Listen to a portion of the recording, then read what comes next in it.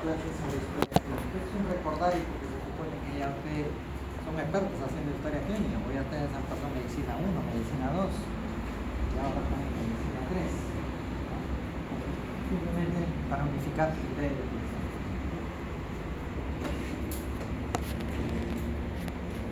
Dice que todo en la vida deja grabado o deja huella. Así como los antiguos habitantes, tanto humanos como animales, que han dejado huellas, que se han convertido en fósiles, están petrificados, así como los rayos, los truenos, quedan siempre huella visible en algunos sitios, así como pacientes demasiados, ¿no? También ya temor, ¿no? En algunos sitios, por ejemplo en la India, se ve frecuentemente por casos, acá en Perú, en Latinoamérica, se ven delgados, demasiado, pero así de este tipo, así con carne y hueso, carne, hueso y pellejo, como decimos, ¿no? También queda grabado, y todos los síntomas o signos de las enfermedades quedan grabados.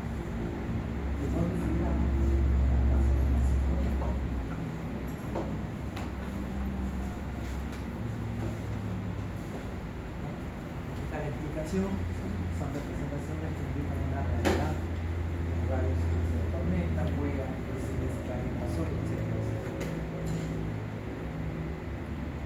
En cuanto a la semiología, es aparte, la ciencia estudia al punto de signos y síntomas que presentan los pacientes determinados, teniéndose como síntoma lo que siente el paciente, lo que viene y manifiesta.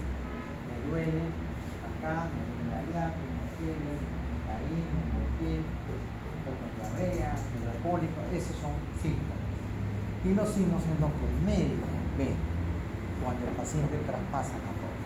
Muchas veces, bien traspasando la puerta del consultorio o de la emergencia, el médico ya está mirando y viendo más o menos para orientarse qué tipo de paciente está entrando. Si veo que un paciente prácticamente no puede caminar, pero es un paciente que tiene un problema sólido. Si es un paciente que está manchado de sangre, ya tengo que pensar que es un paciente traumatizado. Si es un paciente que llega todo dolorido, caminando así, ya tiene una patología abdominal, o si llega un paciente para respiratorio, entonces eso ya más o menos orienta, ¿no? Esos son los signos que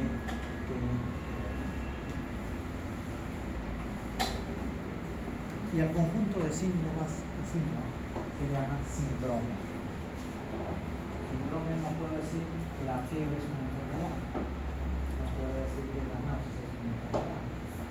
Se habla de síndrome nauseosa, se habla de síndrome febril, síndrome doloroso. Genérico, porque fiebre, cuando hay una enfermedad, todo tiene fiebre. Solamente los ancianos pueden tener una peritonita, pero no se fiebre. Tienen toma de temperatura y está eso es síndrome. Una agrupación de signos y síntomas que pueden tener diferentes causas, ¿no? Y que son frecuentes en casi todas las poblaciones. Mientras que el término de enfermedad es el conjunto de síntomas y signos patognomónicos de un trastorno.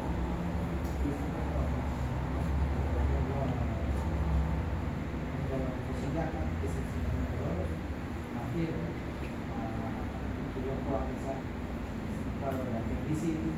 La apendicitis sí es un enfermedad, pero tiene datos y signos exclusivamente para no pueden tener signos parecidos a la enfermedad, por lo que se hace en la línea de estudios de diagnóstico diferencial para ver tal. Cuando uno hace un estudio, hay que enumerar los síndromes que se presentan y para llegar a un diagnóstico de qué enfermedades para hacer ese tratamiento. El tratamiento es médico o es quirúrgico. En el caso de nosotros, los cirujanos, por eso que el capítulo de la clínica quirúrgica dentro de la carrera está enfocado a la parte médica. Porque la parte médica que está ayudando a la medicina 1, medicina 2, medicina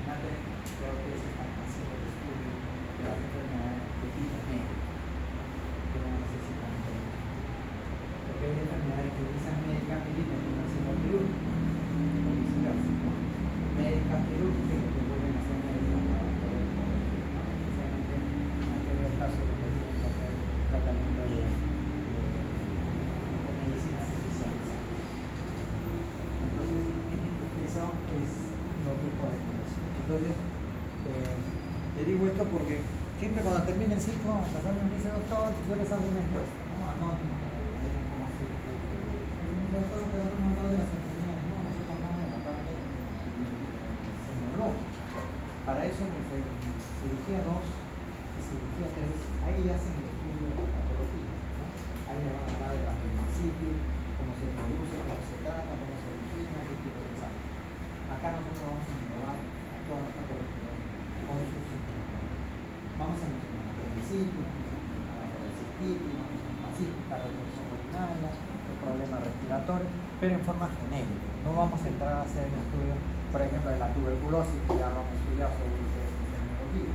Aquí lo vamos a mencionar tuberculosis desde el punto de vista quirúrgico, la población. No vamos a hacer el estudio de enfermedad. ¿Cómo debe ser la relación médico-paciente? Fundamental para poder entablar una conversación y poder llegar a un diagnóstico. Porque primero el paciente tiene que informarme que lo piensa. Lo que yo estoy viendo desde que entra lo voy correlacionando, ¿no? Mentalmente. Y no me va a demorar 2 horas en interpretar. Tengo que ser más rápido. Para que sea uno con la experiencia y los conocimientos, tanto anatómicos como después, ¿no? Uno ya va centrando. Porque imagínense, en un consultorio, en un hospital, en 24 horas, tiene que ver 20 pacientes.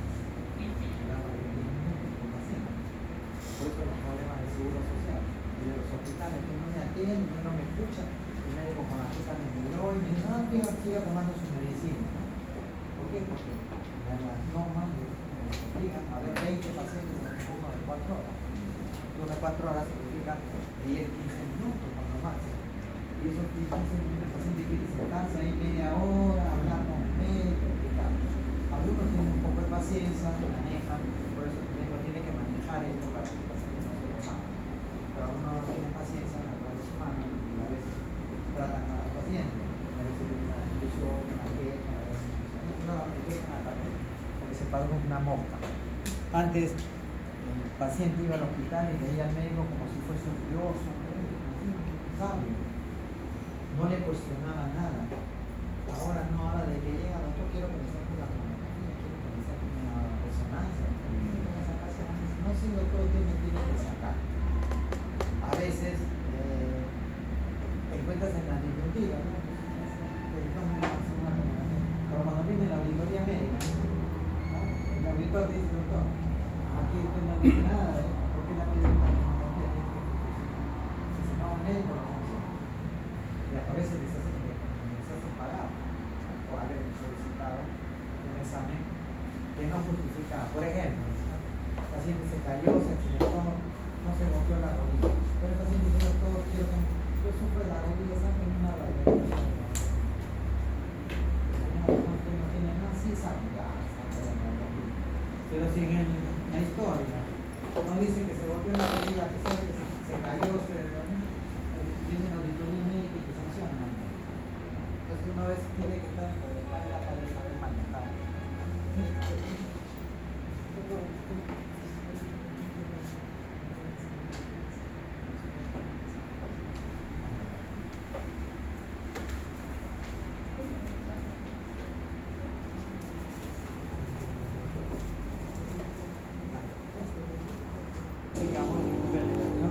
La relación que se basa en tres elementos fundamentales. El lugar donde se desarrolla la entrevista, yo no voy a entrevistar a un paciente delante de todo un grupo de personas, porque son cosas personales y muy íntimas. Muchas veces el paciente tiene vergüenza de comunicar, especialmente si es mujer, si es médicos hombres, porque tiene que hablar. Uno tiene que poner la forma como individualizado, ¿no? Consultorio, no en el pasadizo, no en la diagonal.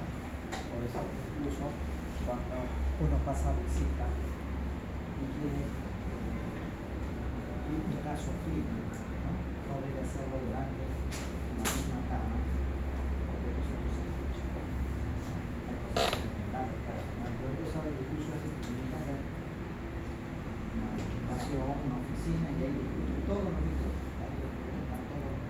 quieren más, llevan al paciente, ¿no? Entonces, con respeto al paciente. Ya el paciente no es el paciente de antes que venía al médico como un salvador, un Dios. El médico decía para de cabeza, se paraba de cabeza, con ellos, no, ahora no, el paciente viene y exige, quiero que me tomen las cosas, ya como todo lo hacen común, ¿no? El paciente lo primero que hace, causa de dolor. Doctor, no tendrá esta cosa, como que no será tan cosa, no será tan cosa, hay que manejar, ¿no? Tiene que actitud y preparación profesional, tiene que saber guiar, porque si el paciente, por el paciente puede quedarse una hora, es un único paso, que le tolera una hora, digamos, son los psicólogos, o los psicólogos, porque ellos te citan así por horario, ¿no? Te citan a las 2 de la mañana, acaban a las 2 de la tarde, terminan a las 3 en punto, porque ya tienen otro paso. Y si no, ya te citan para la hora. Y en la parte privada, con mayor razón. Entonces a veces ven unas películas, el psiquiatra dice que se acabó, a la próxima, otra vez. El psiquiatra sí, porque el psiquiatra tiene que importante. Pero el médico general, el médico cirujano, neurocirujano, no aquel que está en la parte asistencial, tiene que estar, manejar su tiempo, porque si no, no sanciona.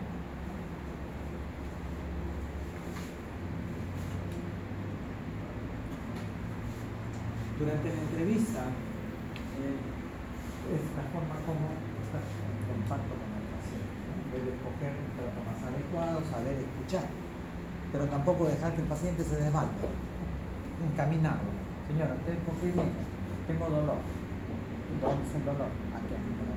¿Cuánto tiempo lo tiene? Pero doctor, también tengo dolor en la rodilla. Pero la vez pasada me dio el mismo apoyo. No, señor, usted viene por tal cosa. O sea, dígame qué es lo que tiene para saber qué es lo que me pasa, ¿no?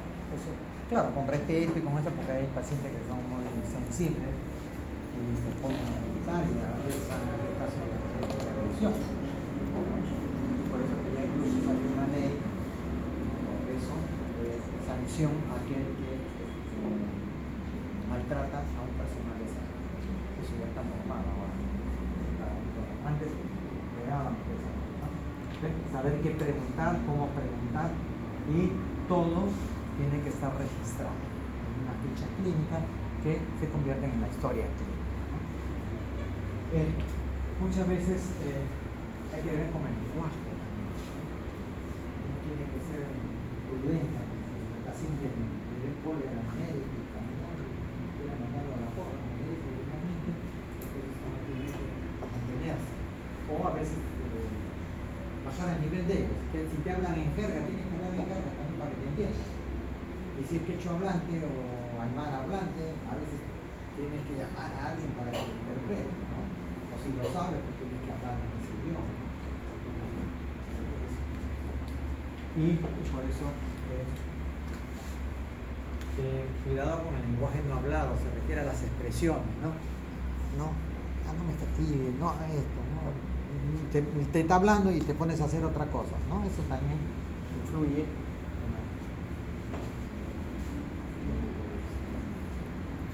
En cuanto a la historia clínica, hay varias definiciones, pero la principal en este momento es el documento médico legal. Todo documento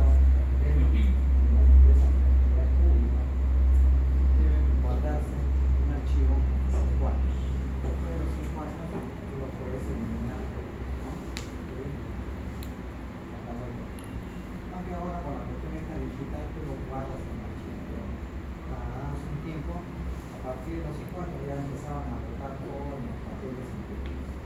La historia clínica, según las normas, dice que tiene por lo menos 20 años guardadas en un almacén de cada hospital, perfectamente guardadas, con números, con la ordenada, que cuando uno necesite sacar una historia clínica, te la puedan sacar en 15 minutos. Cuando todo está con orden, eso tiene un número.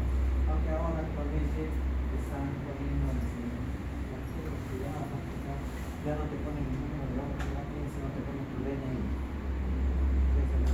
Atender que el DNI lo ponen como un número de la seguridad pública, seguridad social, todo todavía sigue teniendo. Entonces se tiene que estar registrado, porque si el paciente después de 10 revisar qué es un historial clínica. Si no la encuentran, enjuician porque es un método médico legal.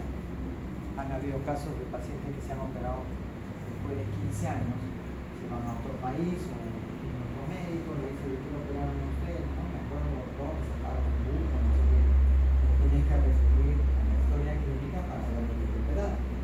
Porque no todos le dicen y si le dijeron, pues olvidó. Entonces, a veces se van al extranjero y ahí inmediatamente te piden qué te hicieron, ¿no? Qué tipo de operación te hicieron para saber cuál es, y qué es lo que vamos a encontrar. Porque una vez que uno opera algo, ya la anatomía se deforma. Cuando se hace injertos o reposición de intestinos, ya tú tienes que saber cómo vas a encontrar, cómo vas a entrar si no sabes. Puedes cumplir la tormenta. Entonces, esto es lo que, por eso que las historias. Ahora ya las historias, ahora en todos los hospitales ya están implantando la historia clínica digital, ¿no? Ahora ya no escriben, sino todas las personas que tienen borrar obviamente seguro y todas esas cosas. Ahora ya el paciente no solo es información. Sí, bueno, es la narración escrita, la otra definición donde están todos los datos anteriores y actuales. Para el personal es el arte de ver, entender y definir. Hay muchas definiciones también. La anamnesis es la parte de la historia clínica que se viene a ser el interrogatorio que hace el médico, ¿no? Cuánta información.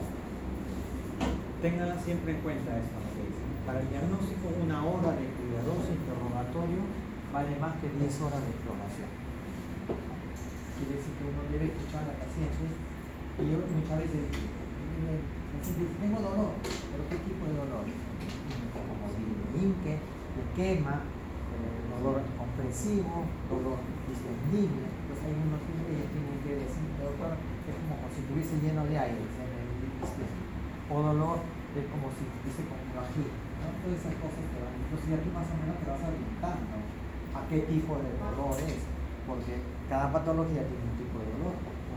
La patología de apendicitis no es dolor de manto, no, es un dolor tipo cólico.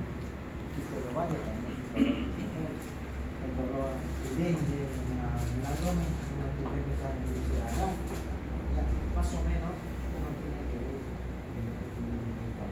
A eso el médico estudia pues 6, 7 años de facultad, un año de internado, 1 año de seguro, 3 años de residentado, recién a 3 años ya estás listo para batallar con una gran cantidad de conocimiento y que tienes que estar actualizando porque la medicina no es fija, va cambiando.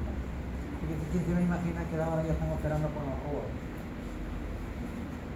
Ya no están usando ni siquiera la parascópica, ya en muchos sitios están usando la robótica, ¿no? Y el médico está sentado como si estuviese jugando en Nintendo, ¿no? Con su aparatito ahí y la máquina va a operar. Todavía no está mucho porque es costoso. Un robot de esos, Leonardo creo que le llaman, tiene su nombre, el robot que está costando como 2-3 millones de dólares, creo. Algo así, un poquito más. Lo tienen seguro, lo tienen las clínicas, hay varias clínicas que lo tienen y el seguro del obrero, no sé si es el obrero o el empleado, es el único que tiene, que ha comprado, ¿no? Ahora le están haciendo problemas porque gastó tanta plata en eso. Entonces, ya la ciencia también va cambiando, los enfoques van cambiando. Antes, cuando se hacía la RCT, la resonancia cardiopulmonar, eran 3 masajes cardíacos por cada respiración. Después lo prolongaron, no, cada 10 masajes cardíacos una respiración. Ahora están hablando de cada 30 masajes recién hacer una respiración. Van las cosas modificadas. Bueno, va cambiando y hay que estar al tanto de todo eso, ¿no? Y todo está sustentado, no es simplemente porque se le ocurrió a un grupo de médicos hacer eso, ¿no? Todo está sustentado.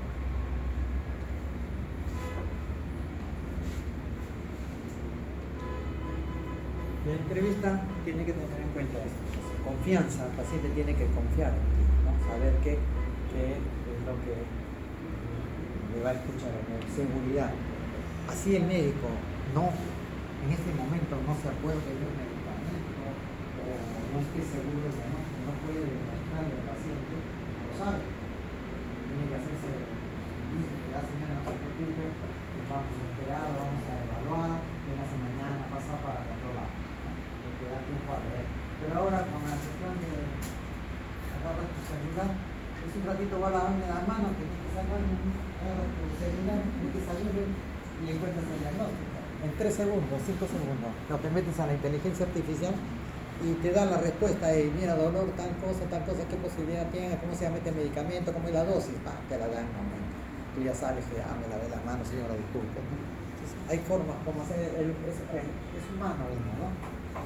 Entonces, el aspecto externo, ¿no? Es cómo lo tratas al paciente, cómo lo evalúas, dónde lo evalúas,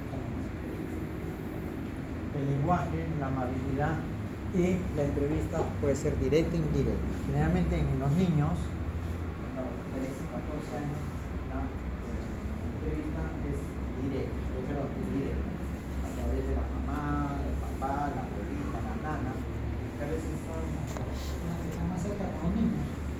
La mamá está trabajando y sabe qué tipo de náusea, qué tipo de náusea, qué tipo de vómito, qué cosa es esto. Es la nana, la abuelita, que es la que tiene que acompañarla para explicarle al niño, ¿no? Porque a veces la mamá dice, espere, que voy a llamar a la nana para que me explique cómo es. No es verdad, esa es la realidad.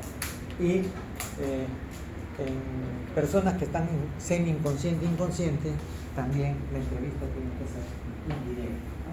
A los más cercanos, si no está, llamar por teléfono, si no por escribir, algo.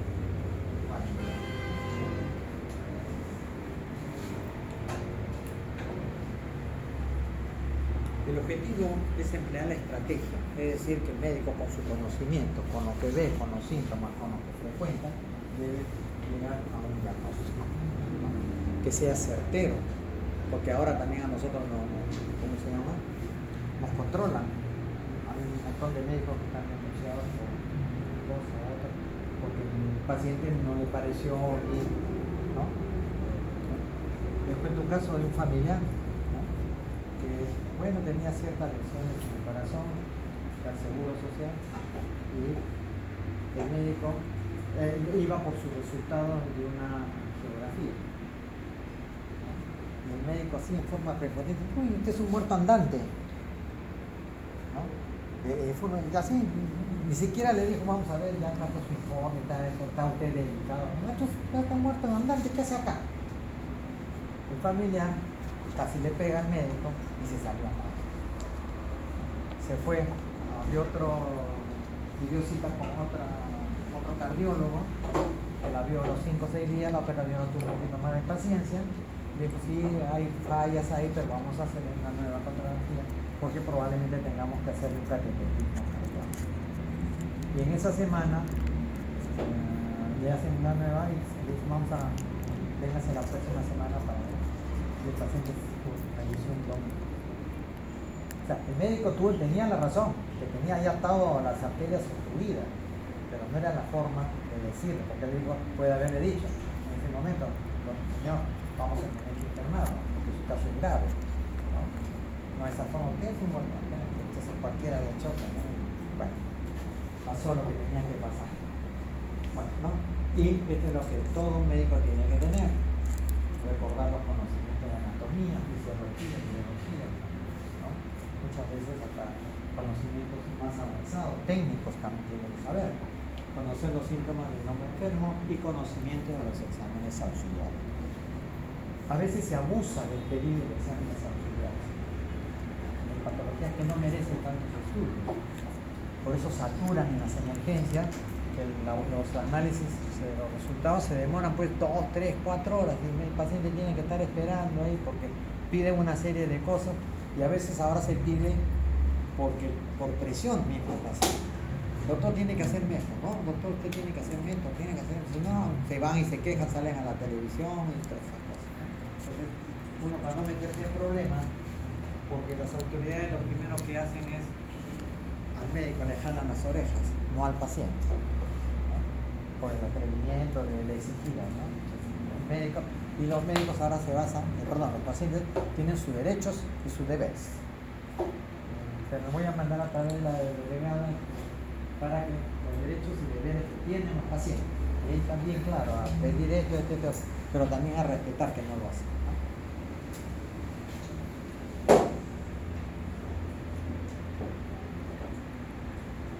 Los tipos de historia clínica depende, ¿no? ¿Estás con mucho calor? ¿Te prendes más?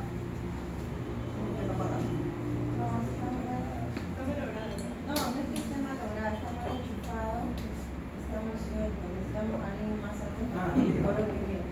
Está muy gigante. ¿El de ella no funciona tampoco? Porque hay varios tipos de historia clínica, que las historias de emergencia son cortitas, son también 2 hojas, una hoja, con 2 cartas. Ahí vienen todos los datos que debes tener toda la historia clínica y en la parte posterior a lo que se ha hecho, la evolución, los resultados que se saben. Y en la primera hoja están también las funciones vitales que lo tiene que llenar el personal de enfermería, ¿no? Por eso es todo bien. Ya después las otras son de consultorio externo y la de hospitalización son ya historias más completas, donde tú puedes tenerte 2 horas conversando con pacientes, examinándolo, volver a hacer, vas a hacer un montón. Y bueno, las otras son, ahora está de moda hacer las visitas domiciliares. Hay muchas clínicas particulares para hacer esa llama por delivery, como la clínica.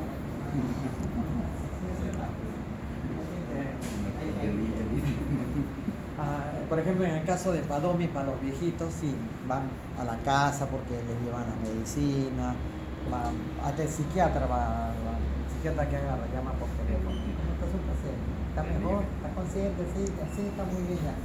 Eso es su visita. Por eso son visitas domiciliares, en ambulancia, procedimientos.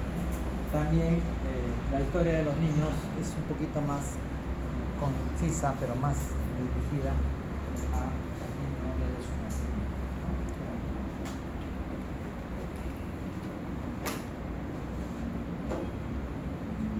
En la ficha de identificación, que es la parte de la historia clínica, tienen que estar todos estos datos: nombre, edad, lugar de origen, ¿no? ¿Por qué? Porque hay patologías que son propias de determinadas zonas.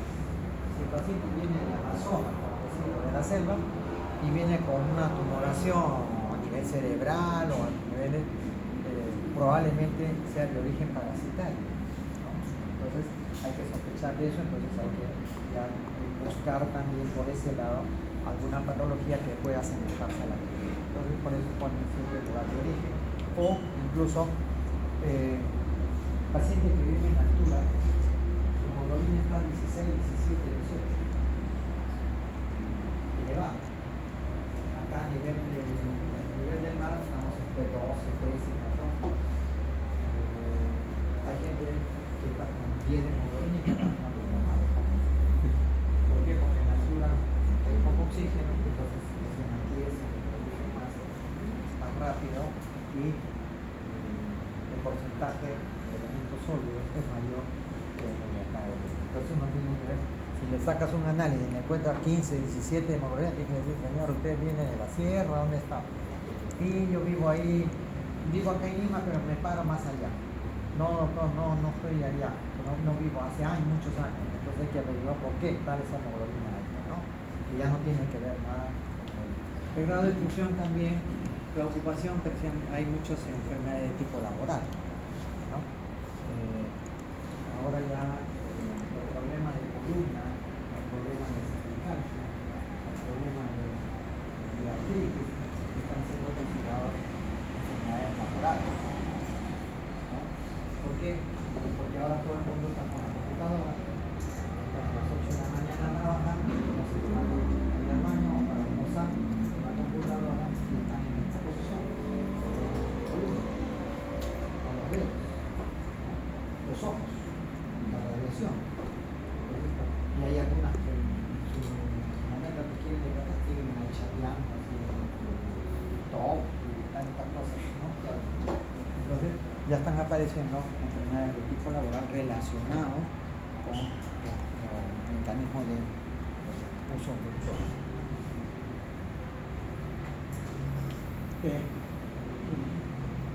la religión también tiene cierta importancia, ¿no? Disculpen si acá hay alguien que tiene de Jehová, pero la posibilidad de los testigos de Jehová no permiten la transfusión sanguínea. No sé en los casos, en el lugar, tenía que llamar, desde la fuerza de Jehová, y llamar al fiscal, porque el paciente necesita, claro, que no necesita urgente en ese momento, porque si necesita urgente de vida o muerte, le pongo la sangre, después me tiene que reclamar. Pero el paciente estaba preparándose para operar, pero no había tiempo para hacer la sangre. Entonces vino el familiar, no quiso descansar, prefirió que se muera su paciente. He visto casos donde el padre prefiere que se muera la hija, no permite la transfusión sanguínea. Yo lo tengo ya claro acá, que una vez que tuve que llamar al fiscal me dijo, doctor, haga usted lo que crea conveniente. Si la ciencia dice que necesita sangre, no, usted olvídese de que él es católico, apostólico, que después ya eso se rebate. Claro, que se rebate judicialmente, pero te hace perder tiempo porque te llaman a declarar, que de repente consiguen un abogado de esos a la tramoya y a la final sales perdiendo, tienes que pagar indemnización, denuncia y pérdida de tiempo, ¿no? Entonces, pero en eso son, ¿no? Otro caso, ¿no? De malnutrición en la India. Ustedes han dicho que en la India hay un montón de gente toda delgada, desnutrida, toda descual. ¿Por qué? Porque ellos tienen la carne, los reses y no las comen. No comen carne de animal, especialmente de res. Pero la res es sagrada para ellos, ¿no? Entonces, esos factores también influyen en... Bueno, el Estado subiendo tanto porque ahora ya nadie quiere casarse. Antes todo el mundo quería casarse, ahora la chica ya no, ¿para qué? Después me tengo que divorciar y más gastadera, ¿no? Bueno, en toda historia tiene que tenerse en cuenta también estos factores, ¿no? Factores hereditarios. Hay enfermedades que pueden ser hereditarias, como el caso de la hemofilia, ¿no?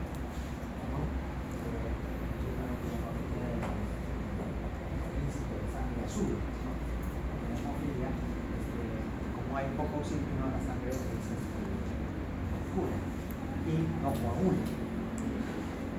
¿Por qué le decían que era sangre de los príncipes? Porque los hijos del zar, no sé cuánto, de Rusia, sus hijos eran hemofílicos y eso lo heredaron de los padres, de los abuelos, especialmente el sexo masculino.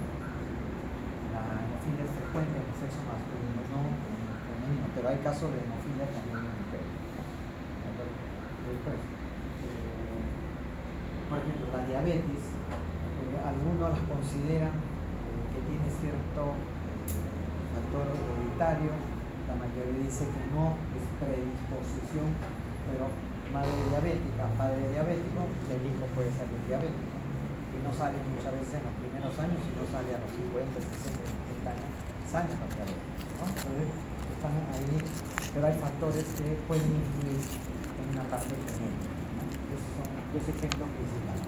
Y en el caso de las mujeres, siempre tiene que tener todos sus datos ginecológicos desde la menarquia hasta la menopausia, cuántos hijos tuvo, tipo de partos normales, cesáreas, ¿no?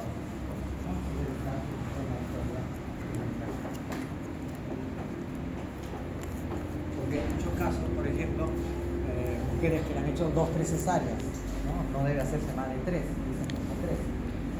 Pero toda operación que entre a hacerse en la cavidad abdominal tiene que hacer adherencias, ¿no?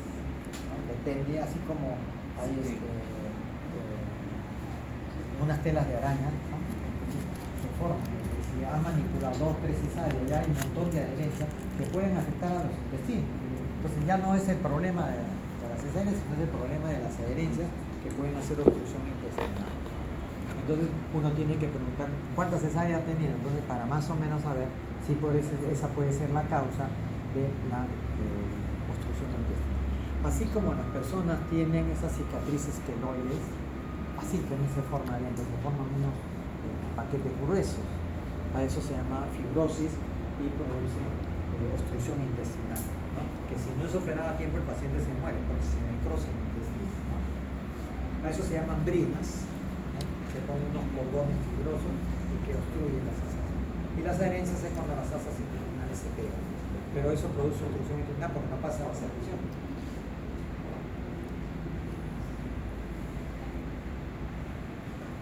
Incluso en la historia todos los antecedentes que debe haber, ¿no? Hasta lo de Jona, la vacunación también es importante, especialmente en los niños. Antes los niños nos vacunaban de mona en mona, ¿no? Para la polio, primera dosis, ahora le están poniendo tetravalente, primero era trivalente, no, primero fue bivalente, 2 en 1, después aparecieron las técnicas trivalentes, ahora tetravalente, ahora son pentavalentes, 5 vacunas en 1. No sé si ya será una sexavalente, no sé. ¿No? Todos esos son factores que hay que tener en cuenta. El deporte también en pacientes que sufren de problemas musculares, arteriales, articulares. El tabaquismo, el alcoholismo y la toxicomanía, bueno, son factores que debilitan a la persona y puede desencadenar cualquier tipo de enfermedad, especialmente enfermedad cardíaca, enfermedad respiratoria, ¿no? La persona que fuma, la mayoría termina con problemas pulmonares, pero no todas, hay muchas que se mueren de otra cosa y no se mueren de eso. Pero habían fumadores pasivos. Ibas a una reunión y todo el mundo estaba fumando, era pura nube. Por eso que ya las autoridades de salud prohibieron ya fumar en los lugares públicos. Ahora no se puede fumar en los cafetines, en los restaurantes. Si quieres fumar te vas al patio, hay zona de fumadores, ¿no? Porque muchas veces ha habido casos de cáncer al pulmón sin ser fumador, pero sí frecuentaba reuniones donde todo el mundo fumaba. Es el fumador pasivo que se llama, ¿no? Y depende de la sensibilidad. Hay personas que le digo, conozco personas que se fumaba, hasta ahora se fuman ya un poquito menos, se fumaban por 3 días. Y se han muerto de otra cosa, pero no del corazón ni del pulmón. Se han muerto por otra cosa, ¿no?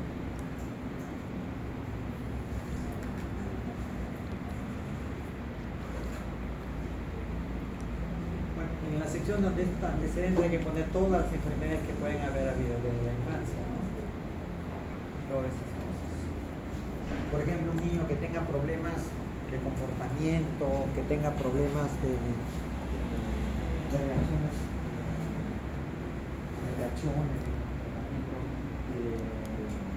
situaciones neurológicas, hay que preguntar cómo fue el parto, porque ahí puede estar la causa de un niñito que nazca con doble cordón circular en el cuello, va a quedar con hipoxia en el momento de nacer y puede quedar casi unos años tener problemas en la captación. Y te das cuenta cuando está en cuarto, quinto de primaria, no rinde, su mentalidad está un poco limitada. ¿Por qué? Porque ha tenido una hipoxia al nacer, ¿no? Entonces, y bueno, todos los antecedentes ya lo hemos dicho.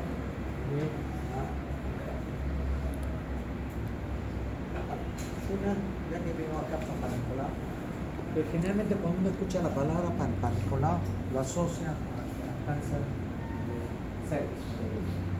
Pero el Papa Nicolau es un examen que lo creó un científico polaco, creo, que se llamaba Papa Nicolau. Él determinó que en las secreciones que estaban en relación con problemas tumorales había un tipo de presencia de tipo de C. Eso lo empezó a estudiar y bueno, lo empezó a estudiar en la parte vaginal, o sea, a través de la vagina tomaba una muestra. Pero uno puede hacer Papa Nicolau a cualquier secreción del cuerpo, a la saliva, ¿no? Si uno sospecha de algún problema oral, a otras zonas del cuerpo donde puede haber secreción, ¿no? Entonces, cuando uno encuentra alguna tumoración con alguna secreción, puede pedir, ¿no? Un cultivo, para pedir también un Papa Nicolau para descartar células cancerosas, ¿no? Tengan en cuenta que Papa Nicolau puede ser en todo tipo de secreción.